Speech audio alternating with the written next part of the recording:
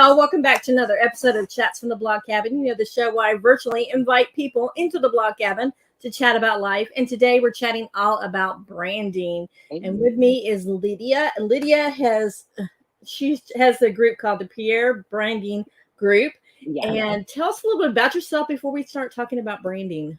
Absolutely. Well, my name is Lydia Pierre. I am a native of Haiti. I actually wasn't born there, but my parents are from Haiti. So I have that background going for me. And I got into branding because I've always been a self-proclaimed entrepreneur since I was younger. Since I was about 14 years old, my parents actually had set up shop for me in the house so I could be able to do hair and things like that for clients. So I've always had this entrepreneurial spirit that I kind of adopted from my father. So having that support system has always been very great for me as I blossomed and grew and kind of dibble dabbled in different industries and things like that. So when I was in a position to be able to support others, I just wanted to do so. I wanted to help others become or embrace who they were and embrace their many talents and figure out how to package those talents. So becoming a brand manager has helped me successfully do that with many clients who may have seemed like they were all over the place. But we were able to kind of create a story that kind of pulled it all together to make it all make sense under one umbrella. I love that. Now, we were talking right before we went on about how it's important to have diversity in companies and across the board, and for inclusion of people of every color, people of every nationality, every ethnic origin, every sexuality, everything, every religion. It's important for that. So why is it important? Because a lot of people still don't get it. Well, it's important because especially in a world that is so, today's world, which is so diverse and so multicultural, you want to be able to relate to everyone. I mean, especially if you're trying to build a brand, you don't want to segment yourself and only tap into one audience when you can get everyone. Why not? So even here at Peer Branding Group, if you ever look at our team page, we have a very diverse team. We have everyone from Asian to African American to Hispanic, because we really believe in having that multicultural experience even within the organization, as well as having that reflected in our clients as well. So it's very important to not put yourself in a box. Why would you? Because there's so many other people who could benefit from the services you provide, from the different things that you could bring into this world and the impact you can make with your brand. So you want to be sure to touch as many people as possible if you are looking to make that kind of an impact in the world. Have you ever come up against someone that said, I don't want to work with you only because you're an African-American woman? I mean, to me, your energy is like, I love your energy. I mean, as soon as we got on, I noticed the shoes and we had a conversation about your shoes, but your energy was what drew me to you. I'm like, I need to work with her on branding with me. Thank you so much. And that's such a blessing. And that has become my signature in a sense. People always talk about my energy and how they feel when they're around me. So no, I haven't, if there's some wood, I would knock on it, but I haven't run into that problem as far as my ethnicity. I mean, if anything, I've been received well with open arms in many environments. I haven't had the experience where my skin color has kept me out of a room. There's a lot of times I'm the only Black person in the room, but it's actually to my benefit in the sense that they either want to know how to get more people involved, how to get more ethnicities involved in the culture of the company or in the boardroom or anything like that. And I do what I can to help usher more people in. So how long have you been in business, in the branding business? Cool. Okay. So officially since 2018, but I've been doing the branding for about 11 years now. Just kind of learning the ropes because, you got to pay your dues a little bit, try to build your brand equity in the industry. So I did a lot of brand building, kind of building up my reputation, my credibility, and just kind of really learning as much as I can before I really took that full on leap myself. But that was in 2018 where we actually formed what we call now Peer Branding Group. Before that, I went as your beauty liaison because I was heavily immersed in the beauty industry. And that's where I got my start because I am actually a licensed cosmetologist by trade. But as I mentioned to you offline, I have dibble dabbled in quite a few different industries, everything from working at a chiropractic office as the office manager to doing weddings as a wedding coordinator. I kind of run the gamuts, but it's interesting how all of those things came together to help me service my clients because I have clients who are from all of those different industries. I love that. I was about ready to say, well, you can kind of take what you learned from each one, and then you just said it for me. Yes. It's so amazing how God works and how that all came together. I love that. I love how you give the credit to God, because I think a lot of people don't give the credit to God. Yes, yes, yes. Well, we are a Christian-based company as well, and we are open to all ethnicities, all cultures, all religions. We work with everyone from everywhere. So our mission is to really be the catalyst that helps entrepreneurs not only propel their brands, but also embrace who they are, no matter who they are. And we love to be able to spread that love and have that family culture that we have at PBG. Yeah, because before, when we were talking before we came on, you were talking about how some of your clients had lost people to COVID, and how Yes. it was a family culture and it had been a hard 2 weeks for you guys. So let's talk about how you created that family culture in your Oh company. man. Well, a big part of it is just communicating it, making it clear to not only our team, but making it clear to clients as we are onboarding them that we are a family and that we move like a family, and then standing by that. So that does mean going at that extra mile with that extra smile kind of thing. Mhm. Being sure to reach out to them outside of the times that you're just working with them, making sure that they're okay. Because with entrepreneurs, especially, and I tell my clients that as they're entering this new space, is that there's gonna be times where you don't want to do this anymore. There's gonna be times you want to give up, times that you want to throw in the towel because life happens, you know. So we let them know that we will be there for them to help encourage them, support them, yell at them if we need to, and just kind of pull them out because sometimes you have to tell them about themselves. So yeah, so we kind of reinforce that and let them know that we love them, but we give that tough love as well because we don't want to be that yes friend, you know. So Mhm. we make sure that we are what they need when they need it, and we call them cousins. I love that, cousins. And we make sure they all meet each other. So that's really what really reinforces it. Our clients, we make sure they interact with each other. So we create events where they could engage and meet each other. We have them post each other, all things like that. Say hello, welcome to the family. So we really create that family culture. Wow. A lot of companies nowadays don't create that family culture of supporting each other, to have the, Yeah. other clients supporting other clients. I think that's great.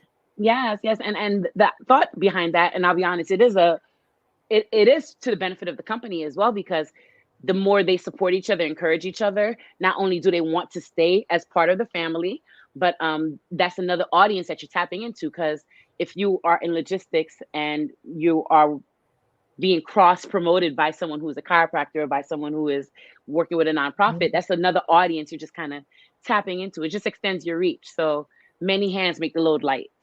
I love that. So we're going to take a brief commercial break, but when we come back, we're going to talk about branding and how to protect your brand, because that's very important. So Absolutely. we're going to take a brief commercial break. Homeschooling just got easier and deliciously fun. My new book, Dishing Up Devotions, 36 Faith-Building Activities for Homeschooling Families, is a delightful devotional the whole family will love. With encouragement for mom, fun family activities, conversation starters, and simple baking recipes. It's sure to feed your family's faith while building lasting memories in just minutes a week.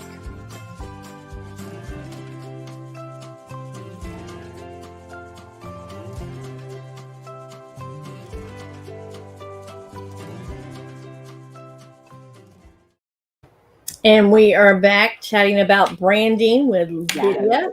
Let's Yes. talk about how important it is to protect our brand, because a lot of people come and they see you doing something and they'll start imitating. Yep, it's definitely something, and I know they say imitation is a form of flattery, but in the world of branding, it can actually be something that undercuts your profits. Mhm. So, as much as it's great that someone wants to imitate you and they love what you're doing so much that they wanna be you, it's not something that you want to happen in this space. So, some of the things you wanna make sure that you do in order to prevent that is you wanna make sure that you have your copyrights, your trademarks, and that you have ownership of your brand. That might look like making sure that your content, your imagery, your videos are all protected, and Mm. that you have, like we said, the appropriate copyrights and trademarks in place to do that. So without that proper protection or the proof of that being licensed material, a competitor can definitely steal your branded content and claim them as their own. So you want to be sure that you avoid that at all possible by putting those measures in place. So how do you begin to even do that? Because I know a lot of people are like, it's so over my head, I'm not even going to bother with it. Well, I always recommend you get an attorney to help you with that, if at all possible. I know there's so many DIYs and YouTube videos and different things of that nature. But ultimately, if you get an attorney to really do that for you, and they'll be able to take the proper measures to make sure it's done the right way, because you don't want to miss something or overlook something. And the next thing you know, there was a loophole, and now you are in a situation that you don't want to be in. Mm. Yeah. Wow. So you said the copyright and Yes. everything else. Well, let's talk about social media, because a lot of times when you post something, social media owns whatever you post. Isn't that funny? A lot of people don't know that. Yeah. Yes, yes. So how do So, you get around that? Well, of course, like we said, making sure all your content is branded, maybe putting your logo and some kind of a watermark or some kind of a distinguishing mark on your content will really help. I'm sure some people have seen on social media where you'll see people put their tag across the picture or somewhere behind the picture, usually in a spot where it can't be cut off. So it might be right in the middle, and it could be a little bit light or faded to the back so it doesn't really interrupt the content. But you want to do it in a way where, in order to see the content, you have to kind of leave it there. So that's one kind of a approach you can take. Outside of that, if you want to think about anything like your websites and stuff like that, make sure that that you own all of your names on all those platforms. So making sure that there's a consistency when it comes to the way that you name the platforms, making sure it matches your name, making sure it matches your website, all of that, so that can really all come back to you and kind of direct that traffic back to you as well. That would be very helpful. Yeah, so those are some of the measures you can take. And of course, monitoring. You have to monitor. You have to look and see where content may be. And there's different softwares and different programs you can use for that. But that is definitely something you want to do as well. You don't want to just put your content out there and then forget about it. You want to follow it and make sure it's doing what it needs to do as far as insights and all of that, but also making sure someone else is not pretending to be you. I love that. I wish I had known that tip about having everything across the board on social media the same name, because I'm all over the place when I first started. So now I'm trying to slowly get back to where it needs to be. Right. And even with your websites, people should not only just get one domain. You want to make sure you acquire all your real estate online. So you want to be sure to get not only your main domain, but also make sure you get the .org and the .net versions of your .com name. Because if your brand does get significant exposure at some point and you build it into this super brand, your competitors can scoop it up and then try and sell it back to you for a very, very hefty fee. So you don't want that to happen. Wow. I mean, yeah. I've got some friends that actually, people have, like, for instance, my main blog is Adventures of Frugal Mom, and people say somebody went back and put A in there, Adventures of a Frugal Mom, and tried to get all the traffic from my site over to. Yes. They call that brand piracy, I believe. Yeah, they could definitely hijack your traffic. It's insane the different ways that people can move in on your brand. So let's talk about, okay, I'm a new client and I'm coming to you. What do you suggest? What do you say to a new client that's coming in? Like, do they have to be kind of open to your ideas of what you want for branding? Well, we make sure that they know that it's a comfortable and safe place first, the way they can exchange their ideas and let us know what they're thinking. Because a lot of times these are people who are new to not only the idea of branding, but they're scared to become entrepreneurs. So you want to make sure that they know this is a safe place to kind of share those ideas and ask for the help that they really need. So it's okay if they don't know everything. That's what we're here for. And we don't know everything. We just make sure we find people who do. That's the whole point. So when they do come into or start the onboarding process, they fill out a questionnaire. And after they complete that questionnaire, we use that information to see if they qualify for some of our services. Then we do what we call an intro call, which is a free 10-minute call that we jump on with them. And of course, because of my energy and me being bubbly and all of that, it goes from 10 minutes to 60 minutes quick. I can see that. So I'm trying to pull back on that. But it's, again, because I love having those conversations with clients or potential clients and making them feel at ease so they can know the environment they're coming into. And again, that this is a safe place. I think that is so important to feel that you're coming into an organization that you not only trust, but that you respect, and that you know the information that you're sharing is not going to be misused or abused, or that you're not going to be talked down to. Because again, these are people who are coming to you with their ideas and concepts in an infancy stage. And we're very respectful of that, and that we know what we say to them could maybe make them throw that whole dream away. So you want to be careful to really handle them with care, because what you say can really make them feel like, man, that was a stupid idea. And now next thing you know, they're not pursuing that dream or that idea or that business anymore. Yeah. Now, how is important is it? You know, I notice a lot of times you hear in the thing that, like, for instance, I know back, was it last year or the year before, when Lady Antebellum changed their name to Lady A, and that was a whole big controversy. Did you remember that controversy? Because there was a jazz singer that had the name Lady A. And I remember coming across that. Yes, I didn't really delve into it, but I do remember coming across that. But that's not something that's not familiar. I mean, having to change your name to because either the name has already had some stains attached to it, or maybe you just want to reinvent yourself. So there's many reasons. Some people may change their name or their brand or their restaurant names just because of the affiliations they may have attached to it sometimes. Because what I was going for is, it's important as minority owners to actually make sure that all this stuff is in place, because they sometimes get run over in the legal system as far as the trademarks go. Oh, absolutely. All the more reason. And that's especially why here at Pierre Branding Group, we make sure that we take a holistic approach with our clients. So it's not just about building their brand, but making sure their brand is a business before they build it, and that is set up properly. So what makes us different and unique as a marketing agency is that we do have a business consultant on the team, and he's actually the gatekeeper in a sense. So after they talk to me and do the intro call and all of that, we redirect them back to the business consultant so that he could be able to speak with them and make sure that they are properly set up, that they have all their ducks in a row, that they have their business plan, and also that they understand that branding is just a piece of having the business set up. It's not the whole business. Sometimes people come to us with this amazing idea and they just want to brand it, but it's like you are in danger of branding something, and if it's not set up, like we talked about earlier, someone can just come take that business right out from under you. So it's important that we take that approach with our clients and make sure they go through all the proper avenues to make sure the business is set up correctly. Now, I love the fact that you have a business consultant on your staff. What other type of people do you have on your staff?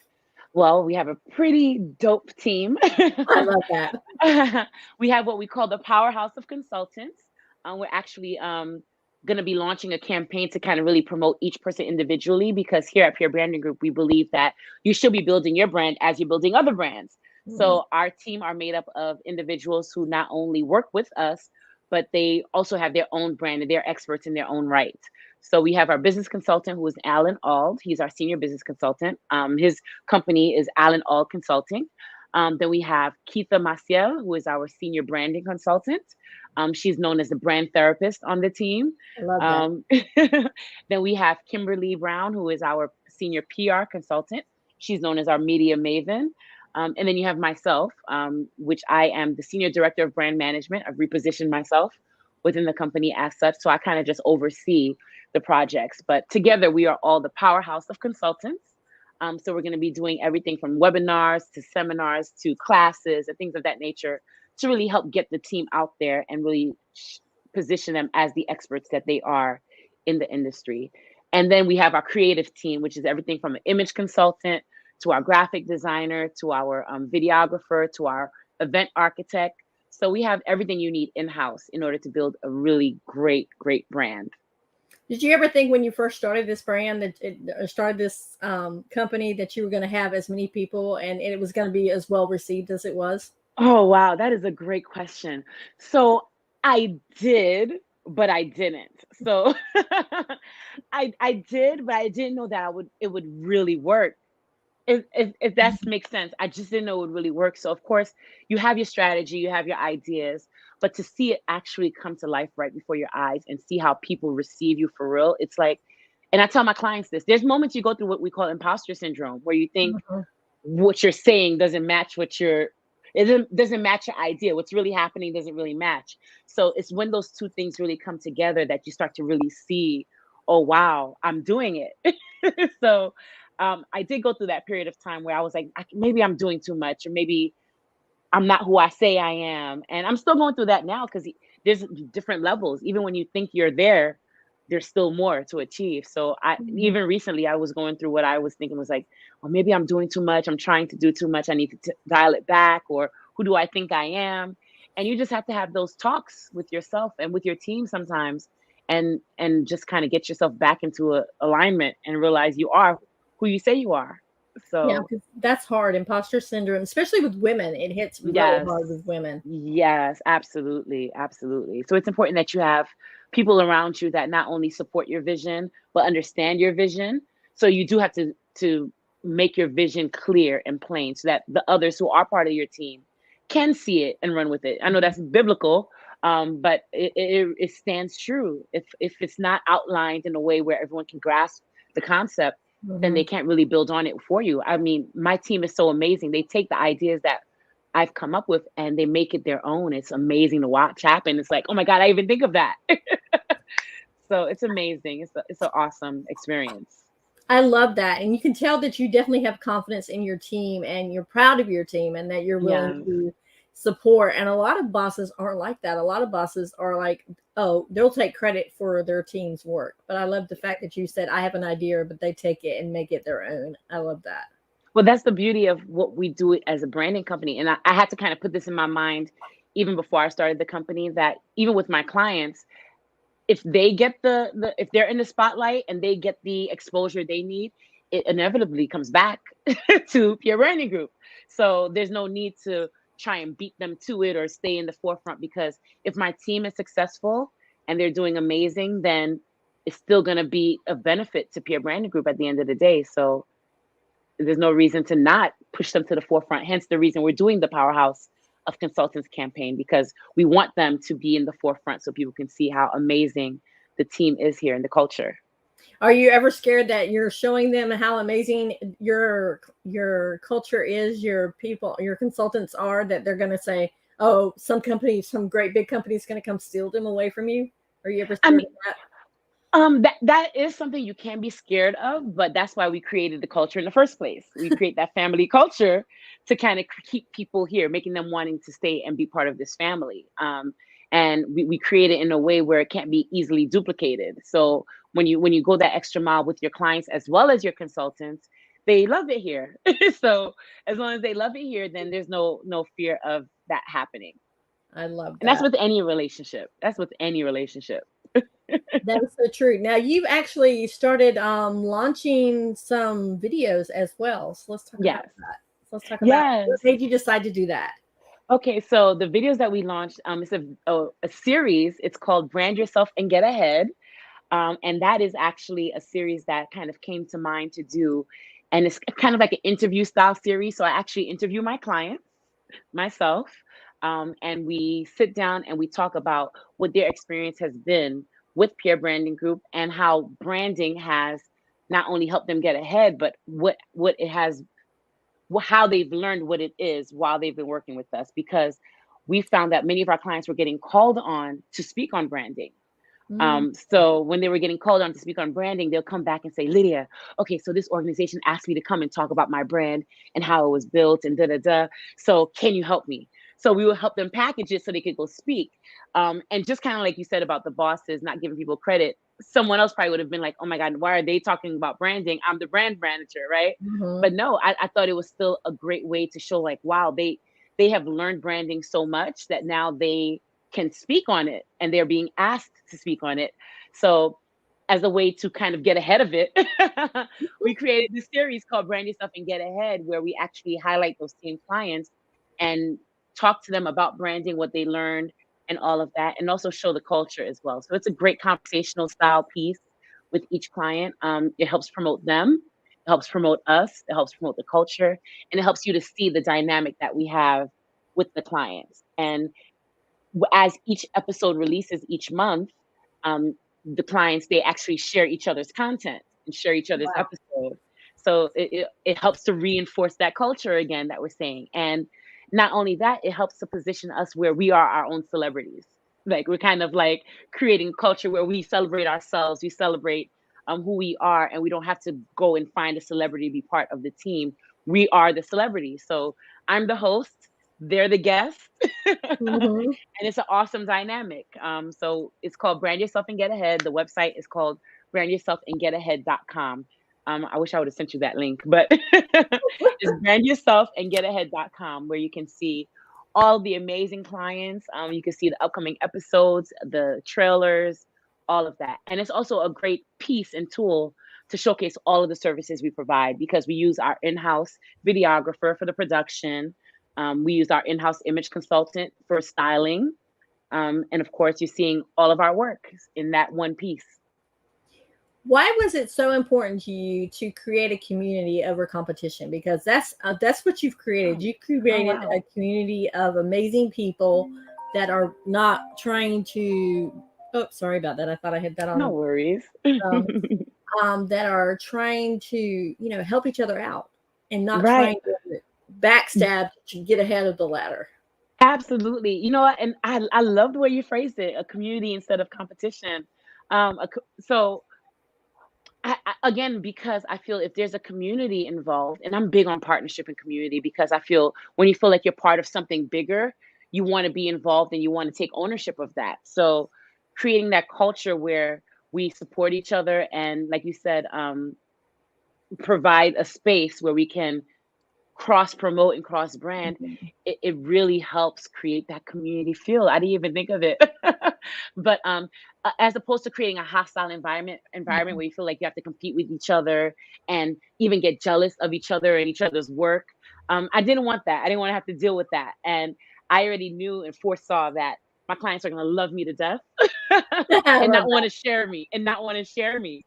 So it was important that I got ahead of that and kind of create a culture where everyone felt seen, felt heard, and felt supported. So no one felt like, oh, you're favoring this client over the other or vice versa. So if they're supporting each other and lifting each other up, there's very little room for that feeling. Now, when you first started out, was that something that you like, that's my number one goal is to create that atmosphere? Or was that something that just it was? It was okay. It was, and it organically happened, but it was my mission to really create an environment where I used to joke with my director of operations and one of my clients about how I want to move almost like a record label moves. How record labels, they have an artist and they feature another artist on one artist track in order to help that artist get themselves out there. So kind of like that, I want to create that environment where if this client is up here and is doing amazing things and is out there and getting exposure, then we could have this client feature on either it's one of their episodes or be interviewed by them or something like that helps to pull that client up as well. So I did start with the mindset that I wanted to move like a record label. Do you ever think you'll go into the record label business if you wanted to move into that? No. Just kind of just creating that similar culture where where the clients are the stars.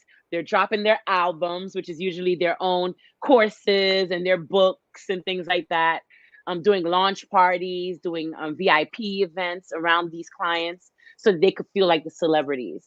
So that was intentional, is to create that culture where our clients feel like VIPs, feel like celebrities, and they're seen in that light. And they're not rappers, they're not all of that, but they are doctors, they're lawyers that people really look up to now because of the work that we've done behind them and see them as this, oh my gosh, this is so cool. They're so cool.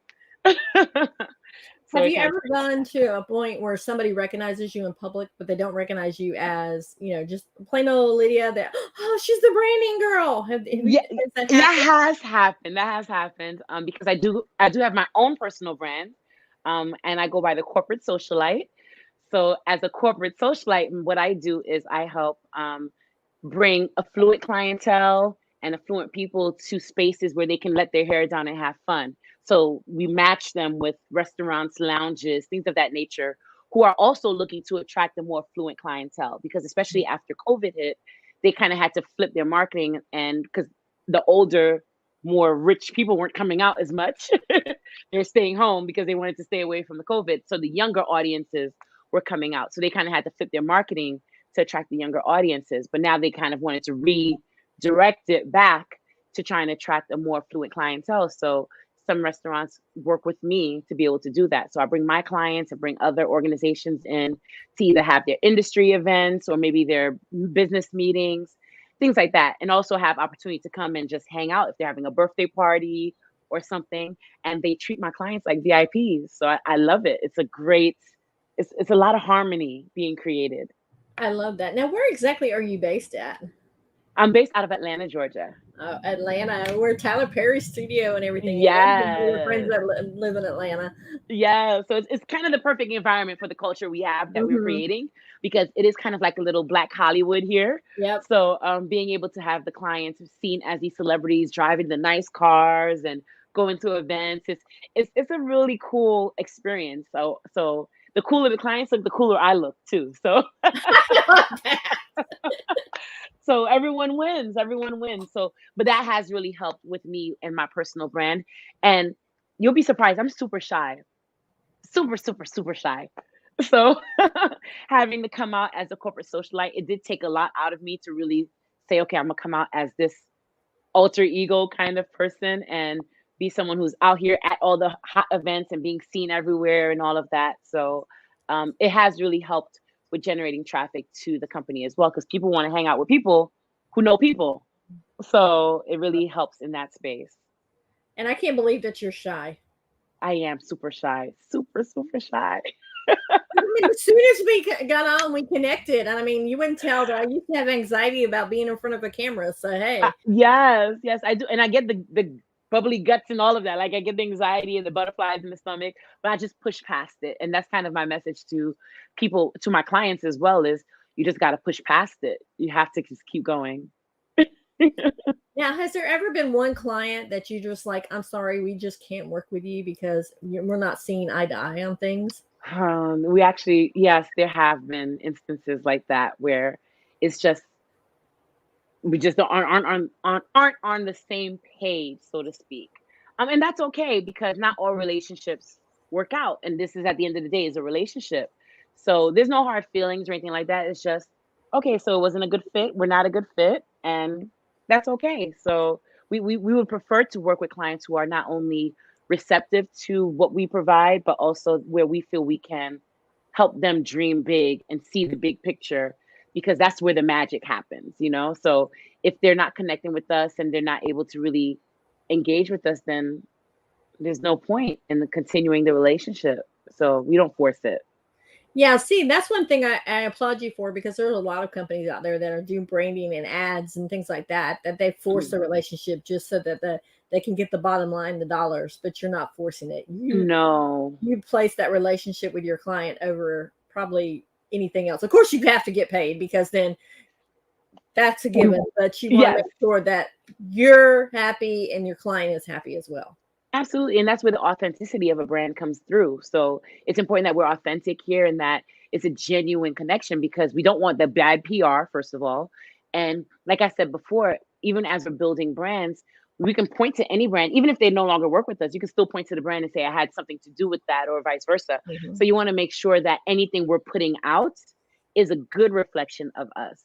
So we can't risk getting involved with clients or potential clients that aren't a good reflection of Pierre Branding Group, that may be detrimental to the brand that we're trying to build, the reputation we are building. So we do have to be choosy in our selection of clients.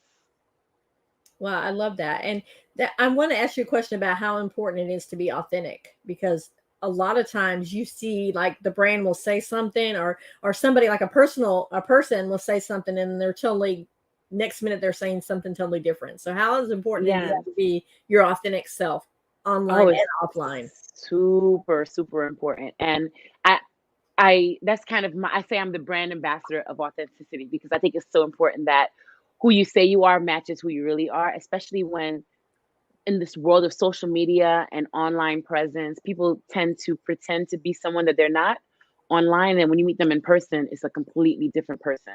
So I pride myself in being who I say I am personally. And when you meet me in person, it's the same energy. It's literally the same energy. So I really value that. And I think whether it's a product, a service, a company, or organization, it's important that you are authentic, because people see through the lies. Eventually, you're going to break face. Something's going to happen that you'll see the disconnect. Eventually, you can only keep it up for so long, the facade. So it's important that you are authentic, because whether your brand is that you're real, that you are tough, that you are, it doesn't matter what it is, just making sure that you stay that and that you're consistent in that. And people will appreciate it and they'll respect it. So it's not saying that you have to be a goody two shoes or that you have to be super sweet or bubbly or anything, but whatever you decide your personality, your brand personality is, just stay with it, stick with it, and then people will respect it. I love that, because that's respect comes a lot in with your brand as well. So let's talk about the importance of all these major companies now. Have you seen a trend now where they're starting to include everybody in their campaigns? Yes. It used to be you only saw women like me, which honestly, I don't even see women like me in my brand in the things. But you know, you only see white women or white male. Now you see all different cultures. And why is that so important? Well, like we said before offline, it's important that people see themselves in whatever it is, whether it's a perfume line, whether it's a cosmetic line. It's important that you see yourself in it because you want to know that they're talking to you as well. You want to know that there's something out there for you, that they remembered you, that they thought of you, you know? So no one wants to feel left out. No one wants to feel left out. So being able to have that diversity, inclusivity is key. And I think with any brand, and we push that a lot with our clients. As our clients are coming into the organization, sometimes they do just want to market to one particular audience. And we try to expand their their mind a little bit more and say, how about you kind of branch out a bit more, maybe create a line of products within your company that focuses on maybe one particular hair type or skin type, etc. But overall, your company offers services to all. So there's a lot of times that we kind of have to have that back and forth with the client because they really want to be, or I want to have this for this particular demographic. But I always have that conversation with them. Why do you want to exclude everyone else? And do you want to be seen as an organization that excludes others? So we want to be careful of that. So a lot of times I get through to them, sometimes we don't. And we still just create a campaign or a message that doesn't really hone in on one, but you can see that, okay, so this is really for me, but it's not just for me. So I think it's really important that diversity and inclusivity is a part of any brand strategy or brand campaign.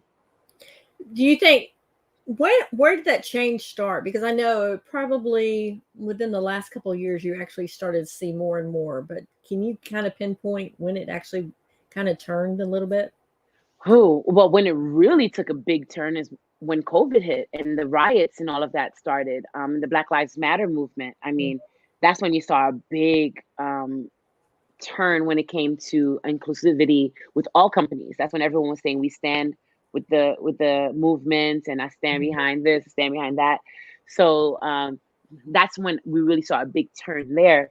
And actually one of my clients, if we want to turn it into a case study kind of situation, one of my clients, we actually used that opportunity to position her as a diversity and inclusion speaker in the industry of logistics. First of all, she's a woman in logistics. So that was already a diverse aspect. She was an African-American woman in logistics. So with all these companies looking to, because that's what was happening at the time. People were looking for African-Americans to speak, to talk to their audiences, to talk to their teams and things like that. So we leveraged the opportunity and we actually had a meeting and said, this is when you need to talk about diversity and inclusivity. And we changed her messaging. And it got her on so many podcasts, on so many different interview shows because she was African American and she was not only open to speaking, but she was intelligent and she knew what she was talking about. So it was a very great way to position her as an expert. And it really skyrocketed her platform when we were able to do that. So it was a great opportunity that we seized in that moment and really took it to the next level. Now, how often are clients, because you said you told her that she kind of had to change her a little to diversity and inclusion. How often are clients, open to that shift a little bit? Was there a little bit of like pushback, like, no, I don't think so, or I don't know if I'm. Oh no, she was very open to it, especially because I believe I have a gift to see some of the talents within people. I've had it since I was younger. I was branding before I even knew I was branding. Kind of helping clients or helping friends and family just kind of position themselves. I didn't know what I was doing, but when I think back, I was like, man, I was branding so-and-so back then, like kind of just, oh, she does makeup, so I will help her find other people to do makeup for, even though it was only her own makeup she did. But there's not always a lot of pushback because by the time, again, I'm a coach as well, so I kind of coach them into it. So I have the power of persuasion in that space, and they trust me. So we've built that trust, that loyalty, and I let them know that I stand behind them. So having that support system, that trust, and that belief in them, it's just a matter of getting them to believe it themselves. And once they do, it takes off. And I love to see when they are feeling themselves. I love it. I love it when I start to see them acting a little. I'm like, okay, I see you. I see you. I love it when because that's when I know they're embracing who they are and they're walking in it now. So that's a beautiful feeling to see. Yeah, it is. And look, it sounds like that you bring out the best in people as well. Oh, thank you. Thank you. I mean, after God, I'm really honored to be able to do so and to have I always say I have a front row seat to people's greatness. Sometimes even before they see it. And that aha moment, I love it every time when they finally say, you know what, I can do it.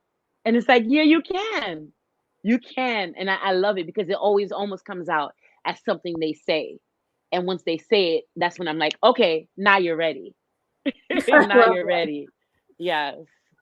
Has there been one client that's been like, you really had to coach them into doing it because they're like, no, that I'm good. And then they're finally like, and they come back, why didn't I listen to you sooner? Yes. I mean, there has been instances like that, but and again, we have that family culture. So sometimes they do it for me. There's times when they turn into my coach and they say, Lydia, you could do this, you could do that. And I'm like, you really think so? Like, yeah. I mean, my clients are the reason I even came out to the forefront a bit more and got more so in front of the camera instead of staying behind it, because they kind of just encourage me in the way that they see me. I'm like, that's how you really see me? And they're like, yes, that's what we see. I'm like, okay. So I had to kind of start walking in it myself, and me walking in it helps them walk in it. So we're on this branding journey together. We're doing this all together. I love how you just talked about it, a give and take relationship, that as much as you give them, they give it right back to you. They absolutely do.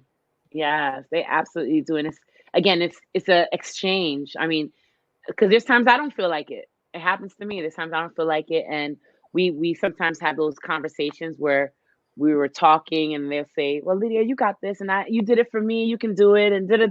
And it's like, aw. And sometimes I'll cry with them. It's so sweet. I have some amazing people in my life. They're so amazing. And you can just tell you're just so bubbly. And I love the fact that right up front you said, okay, we're a Christian company, but we will work with everybody. Yes. Because I do believe it's important that we show love. I mean, love is at the foundation of everything we do. So it's important that that love is felt, no matter who they are, where they come from. Again, these are people. So, and these are people who don't always have an opportunity to be vulnerable because they are CEOs, they are top high level executives. So they have to put on that strong, bold facade all the time. And sometimes they're breaking down inside. So being able to be that safe space where they can talk about their problems and kind of just release. It's a lot, but we're here for it. And I thank God that I have the capacity to do so. It's not easy because I do make sure that I'm filled up so I could be able to do that. So I pray, I meditate. I don't come to them empty. I try not to come to my clients empty because I know they need me to pour into them. So I have to go back and recharge sometimes. So that I do have my moments where it's like, okay, guys, I need a moment. Yeah. And I have to recharge. But that's what it's ultimately really about for me, is really being there for them in that space. And I think, again, that's why I'm not afraid of them leaving, even whether it's the clients or whether it's the team, is because that exchange that we have with each other, I don't know if you could get that anywhere else. Yeah. And it doesn't sound like you would, because I mean, I can't even imagine if you're like this all the time, bubbly and just really energetic and really in love with what you do and love what you called out your your senior people on your team that you were just like, you were bubbling about already, sharing the credit with them, and then talking about your clients. I can't imagine anybody wanting to leave you unless they were wanting to leave to start their own business. But then you would also support them that way too. Absolutely. Absolutely. We still win because either way, they were with us, they are with us, they partner with us. There's no reason for it to be about competition or competing, So we all in this together. We're all in this together. Now, do you work with clients just exclusively in Atlanta, or do you work all across the country? Across the country. So we have clients in Florida. We have clients here in Atlanta.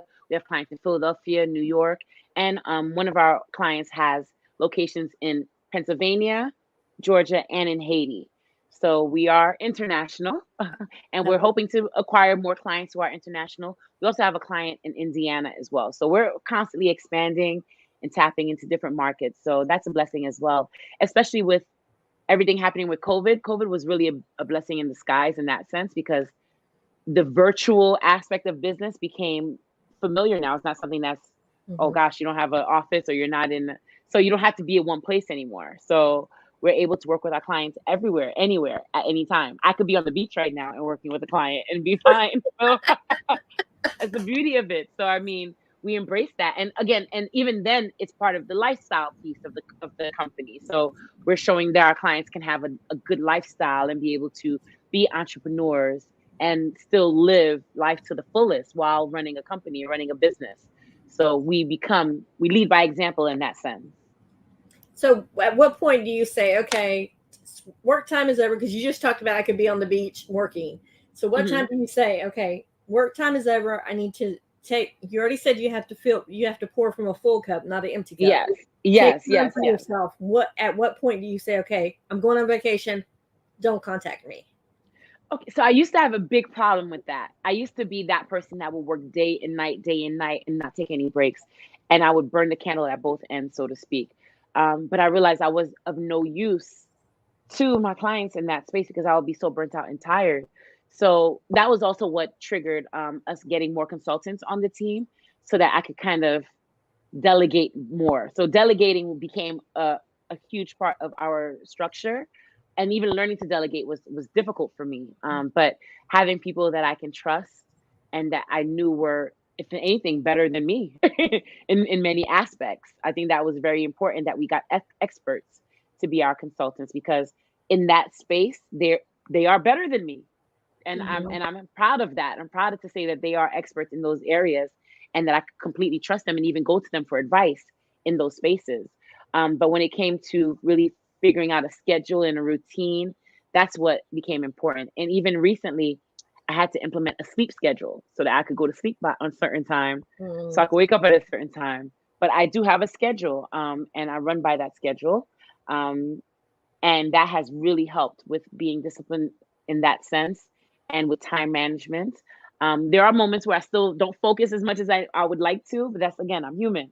So giving yourself grace too is important. It's giving yourself space and grace to be human, because we are not machines. So that's what it comes down to. It's like, you know what? I'm not a machine. I'm going to take a break and just closing the computer and just woosahing. Because again, that's why we got into this anyway. I got into this entrepreneur space so that I don't get worked to death. And sometimes you have to remind yourself, like, this is why we do what we do, is so that we could have those moments, because who's going to check us? We're our own boss. So having those moments where you could just kind of just take a moment and get back to yourself, because when you're aligned and you're in a better headspace, you make better decisions. You're able to focus better and provide quality over quantity. So that's how I learned to approach it. Still working on it. But it's still part of the journey. You mentioned the importance of delegation. I know a lot of people, when they're building their brand and it's their baby, and because I can imagine the Pierre branding group is your baby. Yes. And not wanting to let go and not wanting to let someone else take over part of it. You have to build that relationship of trust. But how hard was it to delegate for you? Ooh, it was really hard. It was really hard, because not because I didn't trust people, but because I felt like everything was in my head. Right. So I felt like only I knew what was next, or what needed to be done, or how it should look, or how it should feel. So it goes back to really being able to get that vision out of your head and putting it on paper, or putting it somewhere that others can see it and run with it. That's so important. So learning how to get all the thoughts and ideas and visions out of my head, and in a format where my director of operations can understand me fully, communicating and making sure that they grasp the vision. So once they did, they were able to say, okay, I know exactly what Lydia is trying to achieve here. And once they understood that, now she, who's Kiana is her name, I call her, she's my boss. I tell everyone, I work for her. She's the director of operations. And when I tell you, she runs my company for me, and she's able to convey not only my thoughts, but sometimes her own ideas and just concepts. Almost, it's like, wow, it's like I created this mini me, but almost better. So to see her come to life and delegate and manage the consultants and run the meetings and give them the agendas and follow up with them, it's just amazing to just watch. And that's the beauty of knowing that you've imparted yourself into someone, and to see how they're able to take that and run with it. So you have to not be afraid to give yourself to others in that sense. I think that's where a lot of people aren't able to delegate, because they don't want to give themselves. They don't want to give a part of themselves to someone for that very reason. They're afraid that they'll be better than them, or look better than them, or sound better than them. And I'm all about people being better than me. So I'm all about it. And that's such a different mindset to have, because a lot of people are like, they want to be the top. They don't want anybody else to be better than them. I'm all about that, because if the people around me are better, I win anyway. Mm-hmm. But if I'm the smartest one in the room, then there's a problem. There's a problem, because then we will never grow. We would never grow. We would never expand. We'll always be in a position where we are behind the 8 ball, because I'm the smartest one and everything has to come back to me in order to get done. And I don't want that. If anything, I want to eventually kick myself out of my own company and just watch it grow. Yeah, and you just sit back and collect the money, right? And let everybody else run it. Sit back and just watch it grow, and just be like, oh, look at my baby all grown up. Now, our time is almost up, which I hate, because this is such a great conversation. But is there one last little nugget that you want to leave people with before we talk about where people can find you at in social media? Okay. If I have to give one last nugget, it is to lead with love. Really, to lead with love in all that you do. When you lead with love, the world needs love. People need love. Society needs love. Everything comes down to love. I think it wins over everything, because a lot of people use guilt or shame to make people move or do things, and I don't. Even the energy behind that is just not. It's not going to get what you think is getting done. So ultimately, leading with love, I think, is really the key in moving ahead in life, moving ahead in your personal and professional experiences. Just putting love first, and everyone's going to be able to just attract that and gravitate towards that. So lead with love. Every time you say love, I keep looking at, because if you see in my windowsill, it says, let all that you do be done in love. Oh, wow. 1 Corinthians 16:14. That's like, I make sure that I put that up. And so awesome. I just think it's so funny that it kind of goes right along with what I have put up there. So. Yes, and I didn't even see that, so I didn't steal it. No, I didn't say you stole it. I just think it's amazing how God works like that. Yes. And God is love, so I just think it just makes sense to just lead with love, and everything else is going to fall into place. And people see it. They feel it. And that's what it's about. Branding ultimately is about the emotions, the feelings, the connection that you have with your audience. So if you lead with love, then you'll build that brand. You'll build that super brand that you want to build. So, yeah. So tell people where they can find you at. Okay. Well, of course, you can find us at peerbrandinggroup.com. If you go on the website, you'll find all of our social media handles under there as well. And our Twitter is Peer Branding. Our Instagram is Peer Branding. Our Facebook is Peer Branding. And if you want to find me personally, you go to lydiapierre.com. That's where you can learn all about the corporate socialite brand, which I feel is a great way for me to be able to express myself. It's a great avenue for me to kind of stand out from my own company and just be me It's a safe space where I get to be the playful, fun, but still corporate self, because for a long time I had to keep the two separate. I thought you couldn't be a businesswoman and have fun and be seen as someone who's fun. And then I had that movement was actually me getting out of my own way and bringing those two worlds together and helping others do the same. So creating a safe space where you could be in business and still have fun while doing it. So LydiaPierre.com, and my social media handles are the same, Lydia Pierre _. And so if people wanted to contact you about working with you for branding, just go to pierrebrandinggroup.com, and there's probably a absolutely contact page. Yeah, you just either go to the contact page and fill out that form, or click the get started button, and then we'll just go ahead and get you onboarded with the questionnaire, and then we do our intro call, so you get to talk to me. Your 10-minute intro call that you might as well just plan on doing for an hour, right? Right.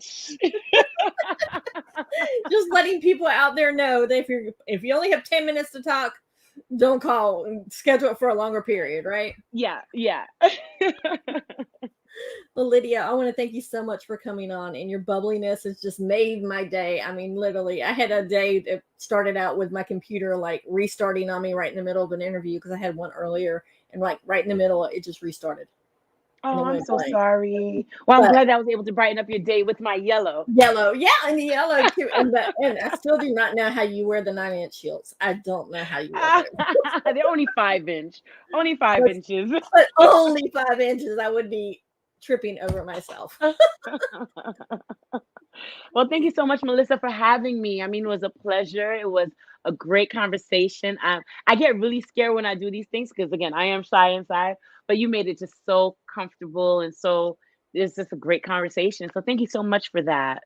You're welcome. It's like I say, we're just sitting down, old friends, having a cup of coffee that people are actually going to overhear our conversation. So yes. So guys, I will put in the show notes all the places where you can find Lydia, as well as the corporate socialite. Ooh, I got caught up on that word. And if you have any branding questions, please feel free to contact her, because absolutely. I can already tell that her company is amazing, and I've not even worked with them, but it's just the fact that she's doing community. She built a community around her that support each other and not like trying to one up each other. So that's definitely really important. So as always, remember, be blessed, and most importantly, keep chatting with each other.